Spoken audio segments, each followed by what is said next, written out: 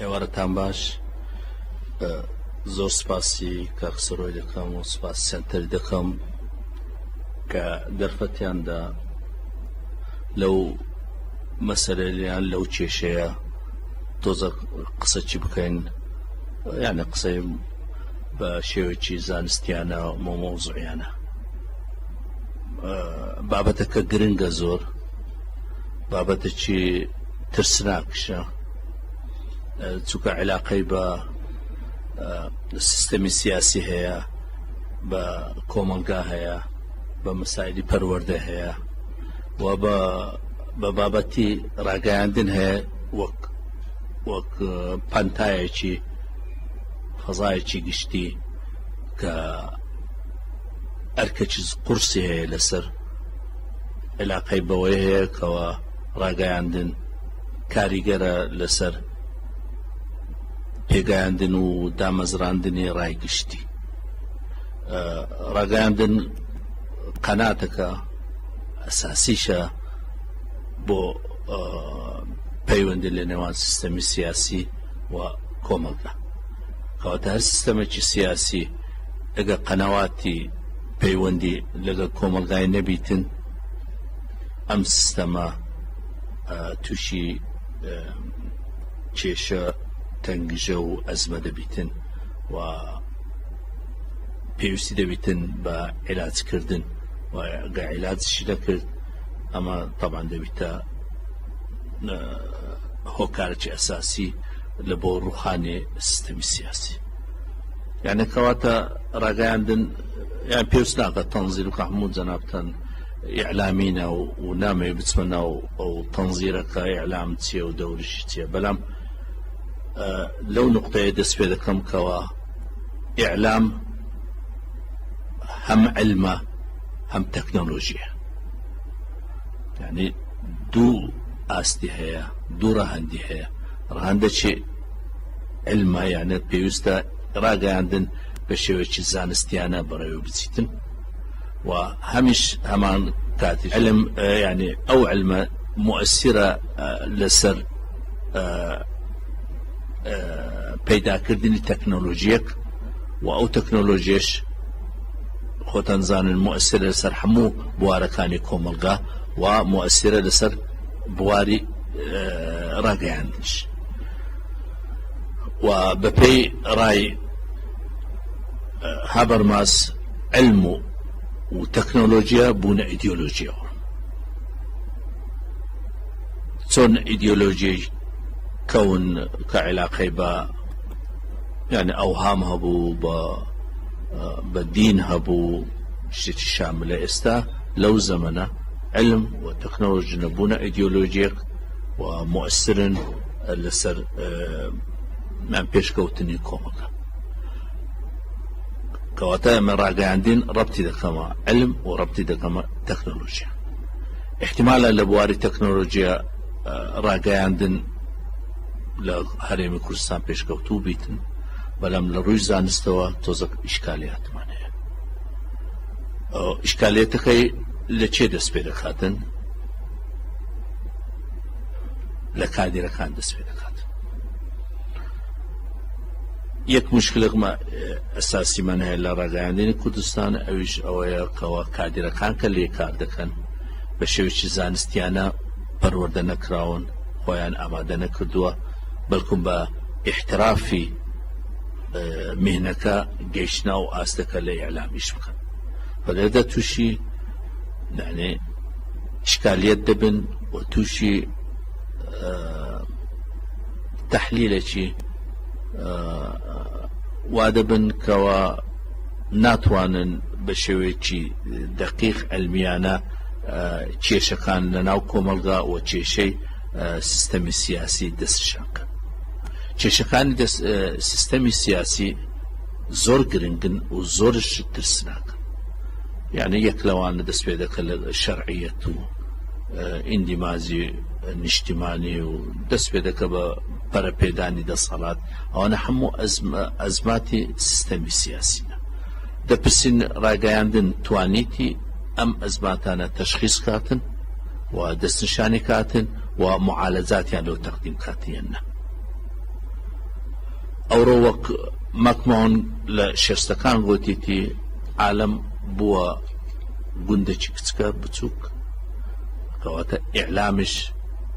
هەندە فراوان بووە بەو فراوانی خۆی بوویتە شتێکی بچووک کەواتە خۆتان دەزانن لە شوێنێک حادیسەک بیتن بە یەک دەقە دێتە لایەکی تر لە جیهان و مؤثر دەبێتن سەر چ سیاسی حکوومەت مؤثر دەبێت لەسەر کۆمەلگا وەک دەنگ و باسێکیش تەئسیری هەیە دەپرسین ئایا پرسیارەکەی دووبار دەکەن ئایا لە هەرێمی کوردستان ڕاگەیاندن فعلەن ئەو دووڕە هەندەی لە خۆگرتیە ببیتە زانستە یعنی بەڕێگایکی علمی بەڕێوە بچیتن و تەکنۆلۆژیەکی باش بەکاربینیتن وەگوتم تەکنۆلۆژی احتمالە تۆزە یعنی بە پێش کەوتووە بەڵام لە ڕووی زانستیەوە تۆزە ئیشکالیاتمان هەیە و ئەوەش دەوری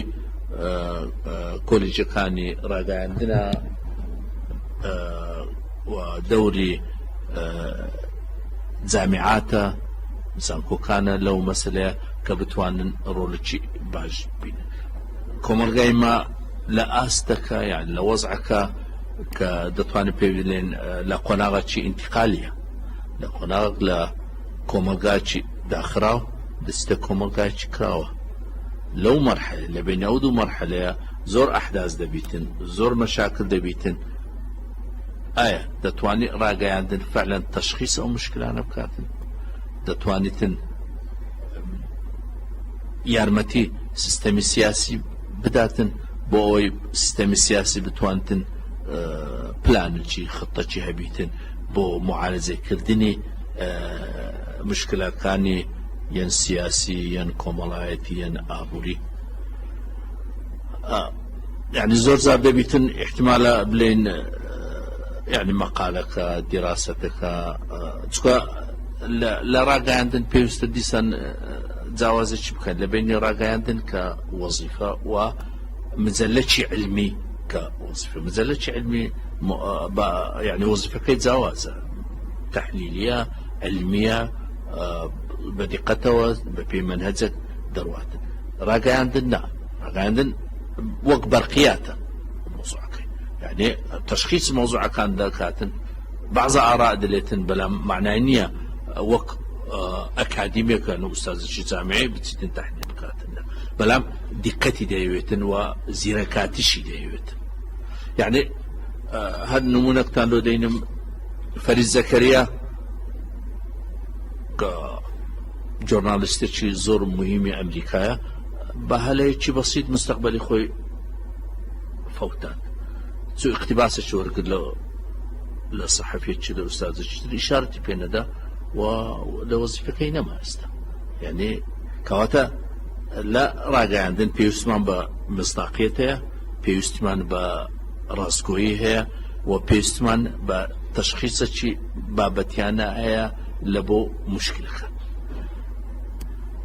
کەواتە لێرە چ مختەرەحاتێکە بیتن بتواندرێتن ئەو کێشەیە یعنی با بڵێن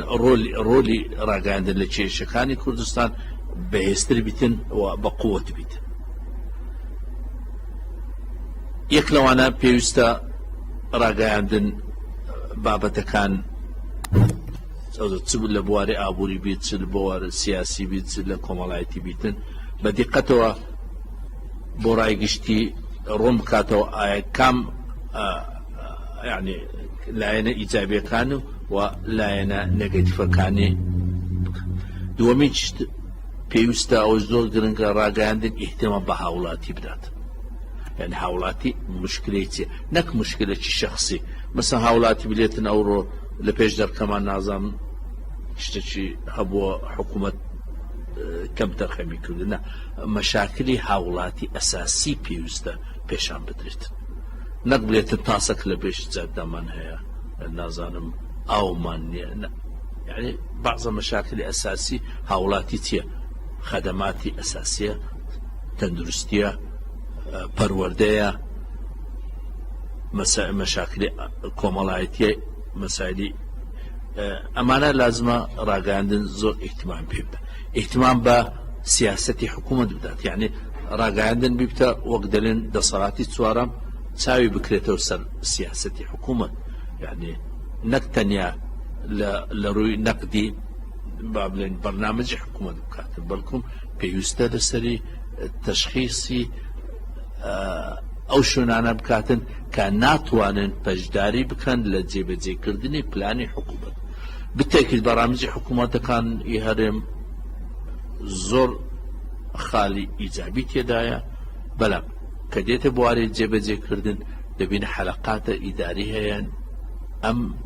بەرنامەجە ناتوانێت جێبەجێ بکەن بەلێدە چێ دەتوانێت ئەوەمان لەو کەشف بکاتن ڕاگەیاندن دەتوانێت ئەوەی کەشف بکاتن و ئیحتیمامیش بداتن و بیبیتە وەک یعنی کۆنتڕۆڵێک بە شێوەیەکی ناڕاستەوخۆ سەر ئەدای حکوومەت پێویستە ڕاگەیاندن پەیوەندی لە بینی هاوڵاتی حکوومەت یان نظامی سیاسی زۆر بەقووت کات هەر نظامێکی سیاسی ئەگەر پەیوەندیەکەی لاواز بوو لەگەر هاوڵاتیان ئەمە شەرعەتی دێتە خوار هەر نظامێکی سیاسی پەیوەندی لەگەر هاوڵاتیان بەقووت بیتن ئەمە شەرعەتەکەی بەرز دەبیتن کەواتە مەزدەری شەرعیەت لای سیستەمی سیاسی لە چێ وەردەگریت لە ڕای ملت و لە ڕای هاوڵاتیان ئەوەتە تا ڕێژەی ڕازیبوونی هاوڵاتی لە حکوومەت لە ئەدای نظامی سیاسی ئەم ڕێژەی ئەگە زیاد بیتن معناوێ ڕێژەی شەرعیەتی نسبەی ڕێژەی شەرعیەت لە نظامی سیاسی بەرزە ئەم ڕێژەی بێتە خوارێ نسبەی شەرعیەتیش دێتە خوارێ تەشخیصی ئەو مەفاسلانە بکاتن کە دەوریان هەیە لە لاوازکردنی ڕێژەی شەرعیەت لای حکوومەت یعنی تەشخیص بکاتەوە بزاندرێ چییە پێویستە تەشخیصی مەسائلی شخصی نەکرێتن لە تەقییمکردن یعنی مثلا فلان شخص ئەو هایە خاصیەتی ئەو هایە خەسڵەتی ئەو هایە بەڵکوم احتمام بدرێتن بە ئایا ئەدای ئەو شخصە چۆنەکە ئەگەر مەسئولێک بیتن ئەمە چ علاقەمان هەیە بە مەسائلی شخصی ئەو شخصە کەیف خۆیتی بەڵام مهمەکە ئەگەر لە موقعێکی ئیداری و سیاسیە بتوانین نەقدی قەراراتەکانی بکەین مثلا مەسئولێکی گەورەمان هەیە میزانێکی گەورە لە پێشیتی پارەکان تەرخان دەکاتن لۆ بازە هاوڵاتی ناداتە بازە هاوڵاتی یعنی دەبیتە تەسەڕوفێکی شخصی لێرە دەتوانێت ئەو قەراراتانە تەشخیص بکەین و تأکیدکەن لەسەرەوەی کە ئەو قەراراتانە خزمەتی بەرژەوەندی گشتی ناکاتن کەواتە لە ڕاگەیاندن پێویستە هەدەفێکی ئەساسی هەبیتن ئەویش مەسلحەتی گشتیە ڕاگەیاندن بەشەکە لە سیاست و سیاستش هەدەفی ئەساسی ئامانجی سەرچی سیاست دیفاعکردنە یان جێبەجێکردنی بەرژەوەندی گشتیە کەواتە بەرژەوەندی گشتی لازمە بتە ئەساسێک ئامانجێکی ئەساسی طبعا لە چارچوەی ئەو بەرژەوەندی گشتی دەتواندرێتن بەرژەوەندی حیزبی قش جێبەجێ بکرێتن بەڵام ئەگە هاتوو ڕاگەیاندن بەرژەوەندی گشتی لەبیر کرد تەنیا تەرکیزی کرد لەسەر بەرژەوەندی حیزبی دەسک ئەمە دەورەکی سەلبی دەبێتین ئێڕاگەیاندن هەر ڕاگەیاندنە وەرگرە لە عالم یعنی نیویۆرک تایمز واشنگتن پۆست لۆمۆند دیسایت ئەگەر لە عەرەبیەکان وەرگرە حەیات و نەهار و تەماشا دەکەی مەسائلی شخصی زۆر زۆر کەمن و ئەگەر هاتو ڕەخنە لە سیاسیە لە ڕووی شخصیەوە گرتیان ڕەخنەکە یعنی بە ئیسپاتە و بە دەلیلە و بەلگەیە کەواتە یەک لە ئەساسیاتانی کە ڕاگەیاندن لە کوردستان تۆزێک لاواز بووە تەرکیزەکەی لەسەر مەسائلی شخصی بەرژەوەندی گشتیەکە لەبیر چوە سیاسەتی عامی دەولەت لەبیر کراوە یان ئەهدافەکانی ئامانجەکانی دەولەت کە حکوومەت کە لە بەرنامەجی خۆی بڵاوی کردەوە ئەوڕۆ ڕاگەیاندن پاش 6 مانگی نایێتەوە بلێتن بەرنامەجی حکوومەت وا بوو بەڵام ئەو نقاطانە جێبەجێ کرد ئەم خاڵانە لاواز بوو جێبەجێ دەکەم لە کۆتاییەوە دەڵێم یعنی ئەساسی کێشەکانی ڕاگەیاندن ئەوەیە احتیمامێکی زۆر لاوازیانە بە بابەتی مۆزوعیانە طبعا ئەوە ئینکار ناکرێتن بەعضە صحفی هەیە جورنالیست هەیە بە دیقەتەوە دەنووسن بەڵام بە گشتی ئەگە تەماشای بکە ڕاگەیاندن یعنی نسبەکەی بکەیت نسبەکە وا دەبیتن کەەوە ڕێژەکەی زیاتر زۆر کەم احتیمام دەدێت بە مەسلحەی گشتی و بە هەمومی هاوڵاتی زیاتر احتیمام دەدێتن بە بەعضە مەسایلی کە حەقیقەتەن هاوڵاتی لێی دوورن ئەوەتە کێشەی ئەساسی ڕاگەیاندن ئەوەیە دوورکەوتنە لە مەسلحەتی گشتی هاوڵاتیان یعنی لە مەسایلی تەماشا بکە لە مەسایلی نەفتە لە مەسایلی پەروەردەیە لە مەسایلی علاقاتی دەرەوەیە لە مەسایلی فێرکردنی باڵایە تەماشا دەکەن حتى تحقیق صحفیەکان زۆر دەستە ناو مەسایلی شخصی تەڵەبەک دەرێت وەڵە من پارەم لۆ نهاتیە طلبة چتر دەرێت من لەبەر 9 دەرزە ناوم دەرنەچووە طلبة چتر دەرێت من لەبەر معدل معین دەر اوكي ئەوانە هەموو مەشاکل بەلەم ئایا سیغەی گشتیەکە لێ چییە سەبەبی ئەساسی ئایا سەبەبی ئەساسی ئەوەیە تەنیا ئەو شخصە چونکە لە فلان شتوەرنەگیراوە هەموو سیاسەتی فێرکردنی باڵا تێک بچیتنیان يعني کەواتە لێرەدە پێویستمان لە ڕاگەیاندن بە تەخەسوسە صحفیەکان لازمە متخصص بیتن پسپۆر بیتن لە بوارجێ يعني لە صحافەی دەولی کەم هەیە لە بواری ئابووری دەنووسیتی بچیتە بواری ڕێیازە کەم هەیە لە بواری کۆمەڵاتی دەنووسی بچیتە ئابووری کەواتە تەخەسوسە کەشمان زۆر گرنگە و کەواتە ئەرکەکە لەسەر چێیە ئەم کێشانە تۆزە یعنی معالجە بکرێتن ئەساسەکە لەسەر دەستگای ڕاگەیاندن خۆیتی چێ لەوێ ئیش دەکاتن چێ قەرار دەداتە فلان شەخص لە فلان جێگای ئیش کاتن و ئایا ڕئیس تەحریر مراقبەی هەموو بابەتەکان دەکاتن کە دەنووسرێتن یان نا ئایا ڕئیس تەحریرەکە مؤهلە لە بۆ ئەو ئیشە یان نا دووەمینیش چێ تەموینی ڕاگەیاندن دەکاتە بە کادری متخصص زانکۆیە با ئایا لە زانکۆ بەرنامەزەکی تاوامان هەیە بۆ ئەوەی کەوە پاش 4 ساڵی تر کادری تاوامان لە ڕاگەیاندن دەربچیتن کە بتوانن ڕۆڵێکی پۆزیتیڤانە لە جموجۆلی ڕاگەیاندن ببینیەنە ئایا حیزبەکان دەوریان ئەوە بووە تەنیا پرۆپەگاندە لۆ حیزبی خۆیان بکردیان لە چارچیوەی پاراستنی بەرژەوەندی گشتی دەتوانن پرۆپەگاندە لۆ حیزبی خۆیان بکەن کەواتە لێرەدا ئایا بەرژەوەندی گشتی لە پێشەوەیە یان بەرژەوەندی حیزباتی لە پێشەوە ئەمەش پێویستی بە معالجەیە و معالجەش تر هەیە هەر خودی جەریدەکە یان سەحافەکە یان تەلەڤیزیۆن پێویستە یعنی دەورات بکرێتەوە مەشق بە صحفیەکان تەشخیص صحفی باش بکرێتن تەشجیع بکرێتن کەوا بتوانیتن ئەرکی خۆی بە تەواوی جێبەجێ بکاتن کەواتە پێویستمان یعنی هەر دەستگایەک پێویستی بە سیاسەتێکی دارشتنی سیاسەتێکی و بەرنامەزێکی پتە و شامل لە بۆ ئەو کارانێکە پێ هەڵدەستیدن ئەمەش لازمە ساڵانە بیتن و تەقییمش بکرێت کەواتە ئەوزە دێنە سوالەکە دێنێ ئایا کێشە هەیە دەنم کێشە هەیە ئەو معالەجاتانەش پێویستە بکرێتن کە بتوانتن ڕاگەیاندنی کوردی لە کێشەی لەو قەیرانە دەربچیتن و زۆر سوپاسان ئامانجی ئەم سمینارە ئامادەکردنی پێشنیارە بۆ حکوومەت لەو ئامانجدا دەبێت دوو کاران بکەین یەک دەی بتوانین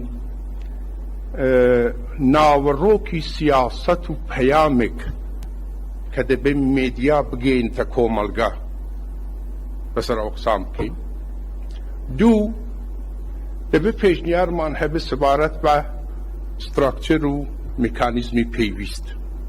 بۆ ئەوکە ئەو پەیامە بگاتە کۆمەلگا.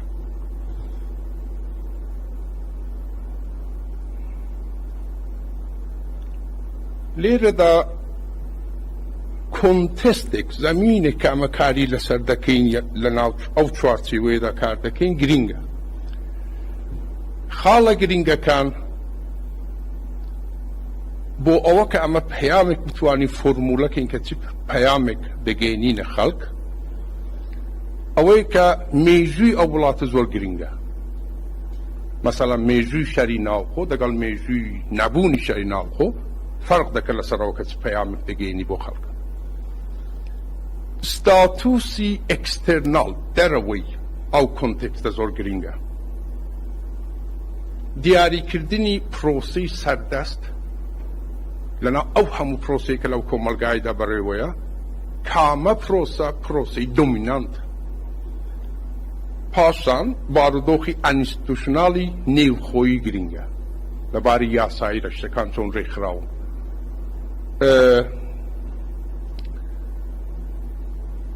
دیاریکردنی پرۆسی سەردەستا دەتوانین بگەڕێنەوە سەر هەر ئەو خاڵەکە تمان لە حاڵەتی ترانزیشندای. ئەو باری ئەنستیتوشناڵە زۆر گرینگە کە ئەمە لەسەر کامە یاسا و لە چوارچێوەی کامە چوارچێوەیەکی یاساییدا کار دەکەین. لەوێدا هەموو لایەک ئێستا لە دنیاش لە پاش ئەو ساڵانی یعنی 20-40 ساڵی ڕابردوودا تازە بووتە مۆدا هەبێ و نەبێ هەموو کەس داوای دێمۆکراسی دەکەن، دەڵێن ئەمە حەز دەکەین لە چوارچێوەی ئەو سیستەمە دەکات. خودی دێمۆکراسیەکە چەندین مەرحەلەی پێویستە هەتا جێی خۆی دەگرێت. یەکەم ئەوەی کە هەڵی دەبژێرین، بریاری ئەوەی دەدەین کە بەڵێ دەمانەوێت سیستمی دێمۆکراسیمان هەبێت. دووهەم ئەوەیە کە لە پرۆسەیەکدا کار دەکەین بۆ جێگیرکردنی ئەو دێمۆکراسیە. ممکنە پێریۆدێکی 20 ساڵە بێ، ممکنە پێریۆدێکی 30 ساڵە بێ. پاشان سیستمی نەناو سیستمی دێمۆکراتیکی جێگیردا ئەمە دەژین. پاش ماوەیەک ئەو سیستمە دێمۆکراتیکە دەبێت لەسەر ڕاخۆی دابڕێژە و لەسەر ڕادیسان خۆی بەرهەم بێنێ ریپرۆداکشن و پاشان ئەو دێمۆکراسیە دێمۆکراتیزە بکرێت. ئەو مۆدەلە دێمۆکراسیانە کە ئێستا لە دنیادا وڵاتانی جیاواز هەلیان بژار دێمۆکراسیەکانی مەسەڵەن جەماعەتێک چاویان لێ کردووە لە 36 دێمۆکراسی دنیا دیارە مناقشە لەسەر چەمکی دێمۆکراسی و سیستمی دێمۆکراسی دەتوانێت لە دەرگا و پەنجرە و ڕوانگەی جیاواز را بکرێت.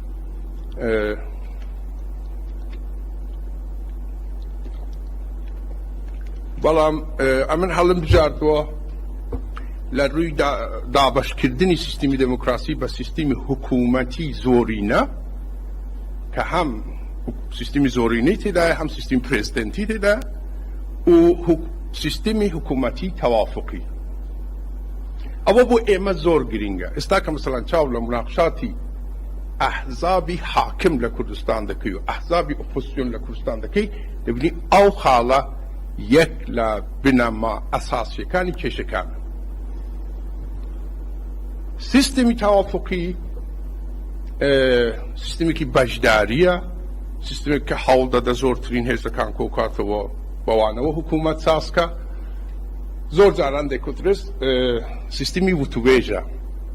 پاشان سنووری خۆشی دیاری دەکە. ئەگەر 5 حیزب هاتنە ناو حکوومەت باو 5 حیزبەوە سنووری ئەو حکوومەتە دیار دەکە. لە سیستمی زۆرینەدا زۆرینە حکوومەت دەکە. ئەو سیستمە هەموو کەس ناینتە ناو حکوومەت. سیستمێکە کە پۆلۆرالیزمی ڕەقەمڕایەتی تێدایە. مەسەڵەن بریتانیا یەک لە نمونەکانی ئەو سیستمەیە. ئیدەئاڵی دێمۆکراسی زۆر شتێ پێ دەتوان لە ئەنوای جێگارە بێنێ ئابراهام لینکۆن پێوەسەڵا حکوومەتکردن لەلایەن خەڵکو بۆ خەڵک یەک لە ئیداڵەکانی دموکراسی ئەوەش بە واتای حکوومەتکردن بە جوورەی چاوەڕوانیەکانی خەڵک گرفتی ئەم پێناسەیە ئەگەر حکوومەت و خەڵک مەسەڵەن لە سیستمی زۆرینەدا ئەگەر هات بە جوورەی ئەو ئیدەئاڵە خەڵک و حکوومەت هاوڕانە بوون کێ بریار دەدا سیستمی زۆرینە دەڵێت زۆرینە بریار دەدا وەڵامی مۆدەلی زۆرینە ئەوەیە کە زۆرینە بریار دەدا زۆر نێزیکە لە حکوومەت بۆ خەڵک لەلایەن خەڵکەوە مثلا زۆربەی ئەو سیستمی تەوافقیانە زۆر جاران دیمانە لە ئەمبای وڵاتدا دەکەونە حکوومەتی مینۆریتێت کەمایەسی ئەوەنێ کریس ئەزما پێناسەیەکی تر بەسەر سیستمی دموکراسی کە ناوەڕۆکەکەی کێتە چاوەڕوانی دەبێت بێت لەو سیستمە ئەوەی ئارتور لوئیسە هەمووی ئەوانەکە بریارێک کارتێکەری لەسەریان دەبێت بەشدار بن بە شێوەیەک لە شێوەکە بەشدار بن لە دەرکردنی ئەو بریان ڕاستە و خۆ یان بەڕێگای نوێنەرانیانەوە ئەوە ئیدەئاڵی ئەو شتێکەمە چاوەڕوان ئەو چاوەڕوانیانە لە سیستمی دموکراسی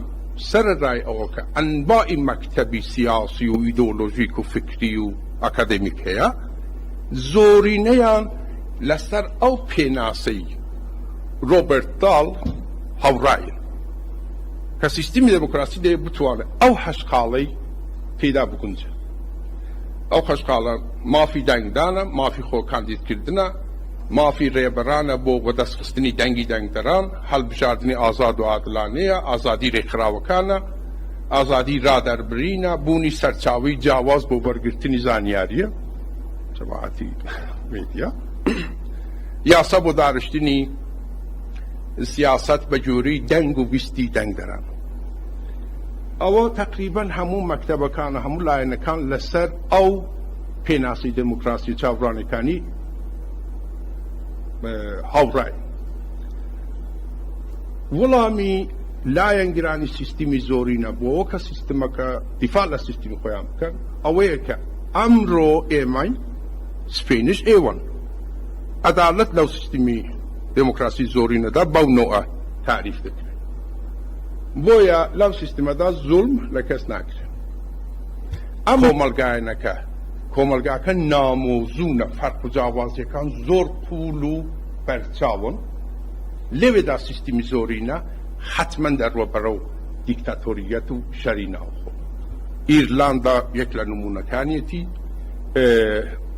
و عێراق بۆ خۆی نمونەیەکی زۆر باشە بۆکە ناتوانی بە سیستمی زۆرینە لە عێراقدا حکوومەت بکەیت لەوە کە کۆمەلگاکە زۆر ناهۆمۆژێنە سیستمی تەوافقی لەو کۆمەلگایانە جیاوازی زۆر لە خۆ دەگرێت هەر گروپێک حیزب و نوێنەر و گروپی بەرژەوەندی تایبەت بە خۆی و مێدیای تایبەت بە خۆی دادەمەزرێنێ لەو کۆمەلگایانەدا ئامادەیی بۆ قبولی سیستمی زۆرینە زۆر کەمە لە کاتی وادا حکوومەتی زۆرینە هەم نادەموکراتیکە هەمیش مەترسیدارە وەک نمونەی عێراق یعنی ئەگەر بێت و لە عێراق بیانەوە حکوومەتی زۆرینەدا بنێن حتما شەری لێ دەکەوێت حتما نادەموکراتیک دەبێت باو پێیە ئەگەر لەو چوارچێوەیە چاوی لێ بکەین سیستمی تەوافقی و سیستمی زۆرینە ئەو دەمێت دەڵێن لە کوردستان دەبێت سیستمێکمان هەبێت بۆ ئەم مەبەستە دەبێت وڵامی چەند پرسیارێک دێنەوە داخوا کۆمەلگای کوردی ناهۆمۆژێنە ئەو پرسیارێکە چەندە ناهۆمۆژێنە چەندە جیاوازیەکان قوڵ و گەورە و بەرچاون لە کۆمەلگای کوردیدا بنەمای ئەو جیاوازیانە چییە بە کام یەک لەو جیاوازیانە دەبێت بڵێین بەڵە بە کام یەک لەو جیاوازیان دەبێت بڵێین نە قبولی نەکەین و ئەو جیاوازیانە چەندە مەشروعن ام جاوازیانه چنده کسبن لسر ریگای به ملت هونی ایمه وکه او پروسی اساسی حرکتی ایمه وکو کرد سیستمی دموکراسی که این جهان که چاویان لیده کین دبینین هم اوی هی هیچ شب به معنی دیکتاتوری اوانه نیا بلان کنتکست و او زمینه و او کمالگایا بریارد ده کامی حل ده بشیرین کامی دتوان ده بکار حل بجاردین هیچ کامی به معنی رشدن برو دیکتاتوریت نیا اگر کنتکست ریگا بده یعنی تایبتمندی کانی کنتکست ده بریاردر بن لسر چی بنمایک اما مدل حل بشیرین یک لوانه میجوی اولات زور گیرن او رو چاو لکردستان بکن اکتور سیاسی کن میدیا خلق لاقق من لرابردوی شری ناو خدای او ده بینین ناو حسابات اما ده به رابردوی او کمالگایا حسابی لسر بکین کاتی که دمانوی سیستم حل بشیر پاشا سیستم حل بجاردن پیشتر لحموشت پیش شرطکی اوی که اتو صابرین بی اتو سربخو بی اتو دستلاتت هبی بسر او شوینه که تیدای اگر جی اکید نبود سیستم اک دادنی لچو دادنی دیو جی اکد دیار پاشا پروسی دیاری کردنی پروسی سردست لکردستان که با کاک دکترش فرموی پروسی ترانزیشنه او پروسی ترانزیشنه دبه بکرتوا شی بکرتوا زای آکامکانی دبتتی وقت اکتمانی و سیاست دابرشی و سیستم حل بشه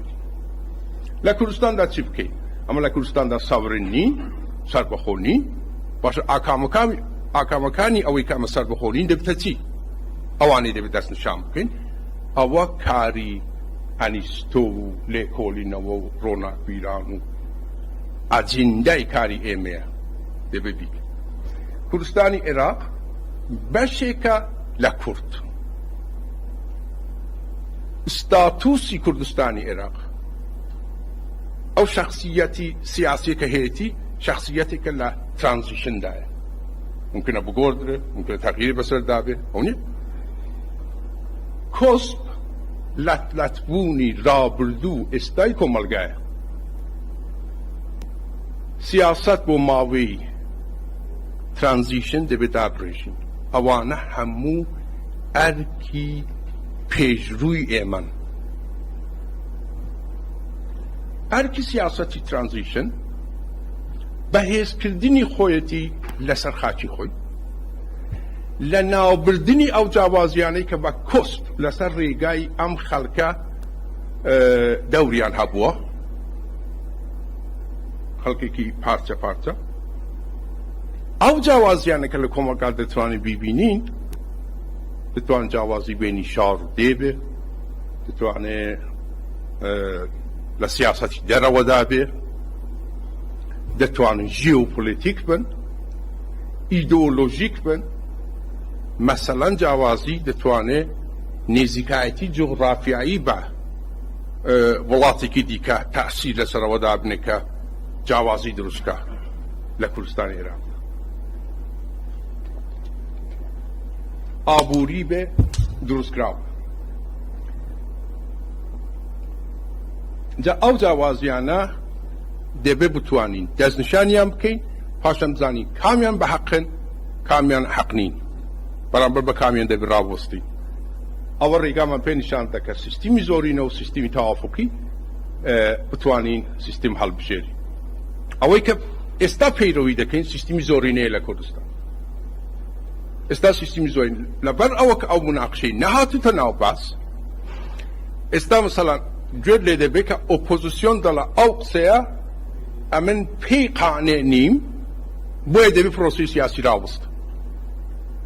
مثلا دلان فلان وزیر بیت پارلمان وزیر دست پارلمان بجوری سیستمی زورینه اگر وزیری هم بانکر با پارلمان وزیر دست پارلمان و اگر اپوزیسیون قانع نبو بقسکانی او دی خطای سیستم کنیه دی قبولی که بلام لبارو که او بحثانه نکراون ونی اپوزیسیون داوای ئەوە دەکە کە لە بەحسەکاندا دەبێ لە پرسەکاندا دەبێ قانع بێ ئەگەر قانع نەبوو دەبێ ڕابوەست بەڵام سیستمی زۆرینە وانە زۆرینە دێ مکەلەفە بێتە پارلمان قسەی خۆی بکە راپۆرتی خۆی بدە خواحافظ زۆرینەشی هەیە حکوومەتەکەشی پرۆسی سیاسەکەشی بەردەوام کرد و ئۆپۆزیسیۆن دەبێ ئەوەی قبول کرد ئەوڕۆ ئەو حیزبە زۆرینەیە سفینە ئەوی دیکە زۆرینەیە لە ئەدای ئەو سیستمانەدا هەر سیستمێک هەڵبژێری ویست و داخوازی و نیەت چۆن لە مناقشاتی یاساییدا نیەت گرنگە لە سیستمی سیاسیشدا نیەت زۆر گرنگە ئایا دەمانەیە پێکەوە قسام بکەین یان نامانەیە پێکەوە قسام بکەین جا ئەو قسەکردن و قسە نەکردنەکە ئەوەش بە نۆعێک دموکراسیەکان دەکاتە دوو دەستە دەکاتە دموکراسی ئەگریگاتیڤ ئەوەنی هەڵبژاردن هەبێ فڵان هەبێ پارلەمان هەبێ ئەوی دیکە هەبێ خەڵکیش دوور بن لە پرۆسی سیاسی ناوی دموکراسیشە وەکو تورکیا 40-50 ساڵی ڕابردووە دموکراسیەکی دیکە دموکراسی دلیبرێتیڤ یعنی دموکراسی دانوستان دموکراسی قسەکردن لێوێدا ئەو مەسلەی نیەتەکە زۆر گرنگ دەبێت دەمانەوێ قسام بکەین یان ناوەڕۆکی سیاست پاشەوە کە بەسەر سیستمەکە باسمان کرد لەسەر کۆنتێکستەکە باسمان کرد ناوەڕۆکی سیاست بە نیسبەتی میدیا ئەوەی کەمە پێشنیار دەکەین بتوانین مناقشەی لەسەر بکەین دیسکۆرسی نەتەوەیی بە مانای لە نێوبردنی جیاوازیەکانی ناساڵم ڕۆشتن بەڕەو یەکەتی نەتەوەیی ڕێزگرتن لەو جیاوازیانە کە ژیانەکەمان دەوڵەمەند دەکەن پەیڕەوکردنی سیاسەتی دموکراسی سیستمی زۆرینە زۆر پێویستە بۆ کوردستان میلەتێکی پارچە پارچە خەڵکێکی پارچە پارچە کە دیانەوی یەک بگرن ببنە یەک و ببنە میلەت ئەو سیستمە یەکجار زۆر مناسبە بۆ بارودۆخی کوردستان ڕۆشتن بەڕەو چارەسەری گرفتەکان گرفتە سەرەکیەکانی کۆمەلگا پەیامێک کە دەیدەی بە میدیا و میدیا ئەو پەیامەی بگەینتە خەڵک بریتین لەوانە دیسکۆرسی نەتەوەییە شیکردنەوە و ڕوونکردنەوەی سیستمی چۆن کارکردنی سیستمی زۆرینەیە پاشان ئەو پرسە گرنگانە کە بۆ کۆمەلگا گرنگ خانوبەرەیە خانوبەرە و خزمەتگوزاریەکانی پرسی بێکاریە پرسی خوێندنە پرسی تەندروستیە ژینگەیە ڕێزگرتن لە داخوازیەکانی لایەنگرانی ئۆپۆزیسیۆن ئەوە دەتوانێت ببێتە پاکەتێک کە میدیا دەبێت بیگەینتە خەڵک حکوومەت و میدیا موتۆر و ئۆرگانی بەرهەمهێنەری زانیاری بۆ میدیا لە ناو حکوومەتدا دەبێت هەبێ لە ناو خودی حکوومەتدا دەبێت مۆتۆرێک هەبێ کە زانیاریەکان بەرهەم بێنێ بتوانە بیداتە میدیا دابەشکردنی کار لە نێو حکوومەتدا لە دانی زانیاریدا دەبێت دیار بێ هەر وەزیرێک تەنیا باسی پۆرتفۆلیۆی خۆی بکات لەگەڵ میدیا ئەوە زۆر دەتوانێت یارمەتی دەربێ حکوومەت بەردەوام زانیاری بداتە میدیا ئێستا زۆر جاران مانگ دەڕوە دوو مانگ دەڕوە سێ مانگ دەڕوە چوار مانگ دەڕوە ئەستم پیاوچوی لێش نییە ئەنی ئەو پەیوەندیە دەبێ بەردەوام بێ ئاکتیڤ بێ و ئەگەر حکوومەت زانیاری دەداتە میدیا دەبێت بەبێ جیاوازی ئەو زانیاریە بدات یعنی میدیا ئۆپۆزیسیۆن بێ سەر بە ئەحزابی حاکم بێ سەر بەخۆ بێ هەرچی بێ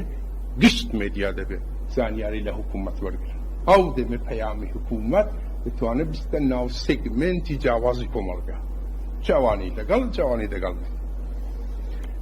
ئەرکەکانی میدیا وەکو کاک دکتۆرش فەرمووی دەبێت پرۆفشناڵ بێ دەبێت دابەشکردنی کار دیڤیژن ئۆف لیبر دەبێت هەبێ ئەوەی بەرپرسی ژۆرنالیستی ئۆکسپۆریە بێنیە سەر پاشان تواناسازی برنامه تواناسازی که او چمکسته هاتوتا ناو دباتش تواناسازی بردوام ببته کاری نیوخوی میدیا کورس هبه شد هبه سپورت هبه اونی زیادتر و زیادتر بتوانه کادر کانیان پیش کردستان